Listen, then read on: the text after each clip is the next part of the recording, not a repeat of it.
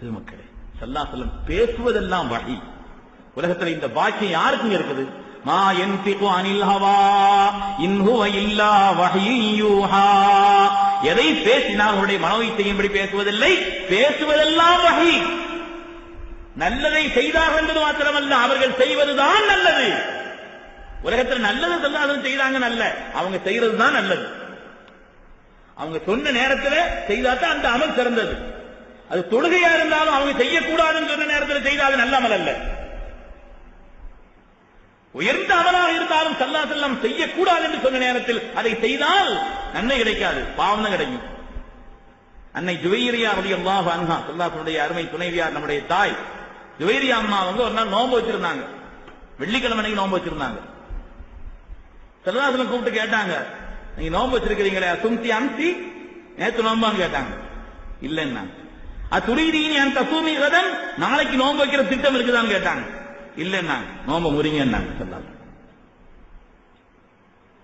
நோன்பு முறிங்கன்னாங்க.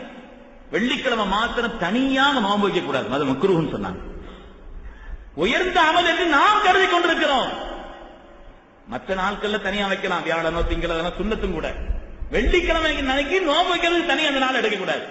அந்த நாள் சுன்னத்தான வேறு ஏதாவது நாளாக இருந்தால் அது பரவாயில்லை.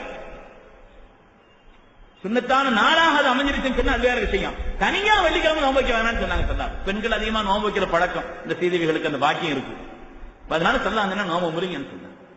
உயர்ந்த அமல் தான் என்றாலும் கூட ஸல்லல்லாஹு அலைஹி வஸல்லம் எப்பொழுது சொன்னார்களோ, எப்படி சொன்னார்களோ, எப்படி செய்ய வேண்டும் என்று சொன்னார்களோ அப்படி செய்தால்தான் அது அமல். மா யன்திகு அனில் ஹவா இன் ஹுவ இல்லா வஹ்யுன் யூஹா. நாம உயர்வான அமல் நாம நினைச்சுக்கிட்டு இருப்போம். ஆனா ஸல்லல்லாஹு அலைஹி வஸல்லம் என்ன முடிவு பண்றாங்களோ அதுதான் அவங்க சொன்னதுதான் வஹி. பெருமக்களே,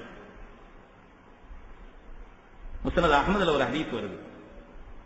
சஹாபிகள் சொல்கிறார்கள், நாங்கள் ஒரு நீண்ட பயணம் செய்து இந்த பயணத்தில் சென்று கொண்டிருந்தோம். ரொம்ப பசி, கொண்டு போன சரக்கெல்லாம் முடிஞ்சு வச்சு சாப்பிடுறதுக்கு ஒண்ணும் இல்லை. கிடைச்சா எதுவும் ரொம்ப பசி வந்துச்சுன்னா அப்படித்தான் நாங்க 10 பறந்து போகும்னு சொல்றாங்க. மானம் அது எல்லாம் போயிடும். பசி வந்துச்சுன்னா ரொம்ப பசி, தாங்க முடியாத பசி. வேற அது அனுபவப்பட்டாலும் தெரியும் அது எப்படி. எங்களுக்கு ஒண்ணுமே கிடைக்கல. அந்த நேரத்தில் ஸல்லல்லாஹு கூடாரத்திலிருந்து வெளியில வர்றாங்க. நாங்க ஒரு இடத்துல தங்கி இருந்தோம். எங்க சட்டியில கறி வந்துகிட்டு இருக்கு. கறி வாசனை தூக்குது.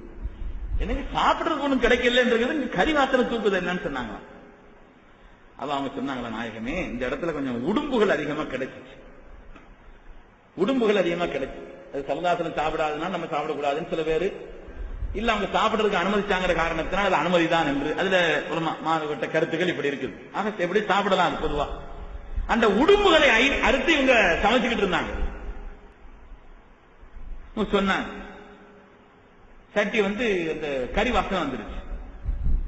ஸல்லல்லாஹு என்னன்னு கேட்டாங்க, நாயகமே மாதிரி ஒண்ணு சாப்பிடறது கிடைக்கல, உடும்பு கிடைச்சு நாங்க அறுத்து அதை எடுத்து சமைச்சுக்கிட்டு இருக்கிறோம்னு சொன்னாங்க. ஸல்லல்லாஹு சொன்னாங்கன்னா, இன்ன உம்மத்த பனி இஸ்ராயீல கது மூசிஹத். பனி இஸ்ரவேலர்களிலே ஒரு கூட்டம் இந்த இடத்தில் வாழ்ந்தார்கள். அவர்கள் பாவம் செய்த காரணத்தினால், அநியாயம் செய்த காரணத்தினால் அல்லாஹு தஆலா அவர்களை உடும்பாக மாற்றி விட்டான். ஃபாஹிசான் தக்குன ஹாதிஹி, நீங்கள் சமைக்கும் அந்த உடும்புகள் அதுதான் சொன்னாங்களா ஸல்லல்லாஹு. நாங்கள் எல்லோரும் நாங்கள் எல்லோரும் அதை கீழே அப்படியே கொட்டிவிட்டோம். கடும் பசிதான், ஆனால் அப்படியே கொட்டிவிட்டோம். என்ன சொல்வது வஹீனுடைய வாக்கு. வஹீனுடைய வாக்கு என்ற காரணத்தினால் வெளிப்படையான நிலைகளை பார்த்து நாம் முடிவு செய்வது அல்ல. அது ஸல்லல்லாஹுடைய வார்த்தை, வஹீனுடைய வார்த்தை. வஹீனுடைய வார்த்தைங்கிறது ஒரே ஒரு உதாரணம் சொல்றேன்.